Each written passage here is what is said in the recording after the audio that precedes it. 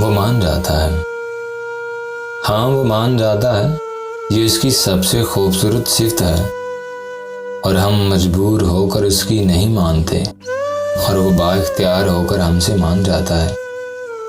जब हम गफलतों और गुमराहियों के टोकरे उठाकर उसके दर पर जाते हैं, वो दुत्कार नहीं देता, हंकार नहीं देता, पिछली तौबा याद नहीं दिलाता, गुनाहों का हुजम नहीं बताता, रद्द नहीं करता, उठा नहीं देता, बका नहीं देता। दिल में उतरता है, नीयतों को पढ़ लेता है।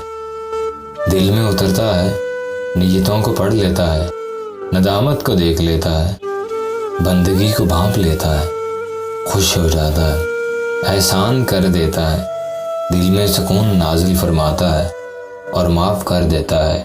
हाँ, यही उसकी खूबसूरत सिफ्त है। वो मान जाता है, वो मान जाता है।